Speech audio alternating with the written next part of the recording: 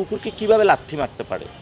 এই জন্য আমি ওই কুকুরটা যদি কোথায় আছে আমি এটা পাইলে ওই কুকুরটাকে মানে মানে গোসল করাইতাম। এই জন্যই যারাই কুকুরকে লাথি মেরেছে ওরা অপবিত্র, কুকুর পবিত্র। আমি তাই না, ভোটার তো একটা উৎসব, গণতান্ত্রিক। আমরা ভোটার এঙ্গেজমেন্ট করতে চেয়েছি। আমি তো মার্কেটিংয়ের স্টুডেন্ট, পলিটিক্যাল মার্কেটিংটা আমার সামথিং নলেজ আছে। আর আপনি বললেন যে নতুন রাজনীতিবিদ।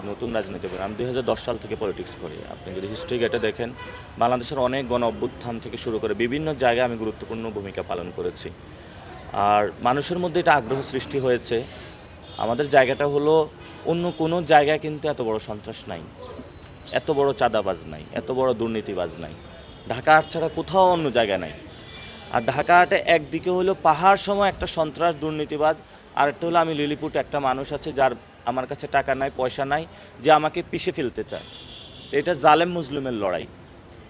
তো ফলত এটা সবার প্রতি দেখেছে যে একটা সন্ত্রাস, যার কোনো টাকার অভাব নাই, অস্ত্রের অভাব নাই, চাঁদার টাকার অভাব নাই, সন্ত্রাস সব কিছু আছে, সে একটা ছেলেকে প্রতিনিয়ত গালাগালি করে যাচ্ছে, অ্যাটাক করে যাচ্ছে।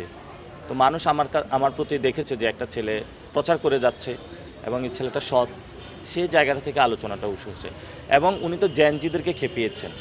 তো জেনজিদেরকে যখন খেপানো হয়, জেনজিদের কিন্তু অনেক টেকনিক আছে, যেটা তারা গণ অভ্যুত্থানও অ্যাপ্লাই করেছিল। তো তারা এখন এটা অ্যাপ্লাই করা শুরু করেছে।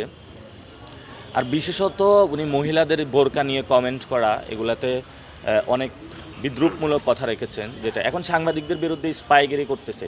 আপনি সাংবাদিক যারা আছেন ওনারা তো কষ্ট পাবেন না আপনারা, তখন উনি যে কথাটা বলছে আপনি তো তাকে ভোট দিতে যাবেন না। এখন এখানে অনেক পশুপ্রেমী রয়েছে। এটা তো আবু হুরায়রা, বিড়ালের বাপ, যিনি একজন আবু হুরায়রা সাহাবী ছিলেন, উনিও বিড়াল পালন করেছেন এবং কখনো কখনো আঘাত করেন নাই। কুকুরকে কিভাবে লাথি মারতে পারে। এই জন্য আমি ওই কুকুরটা যদি কোথায় আছে আমি এটা পাইলে ওই কুকুরটাকে মানে মানে গোসল করাইতাম। এই জন্যই যারাই কুকুরকে লাথি মেরেছে ওরা অপবিত্র, কুকুর পবিত্র। আমি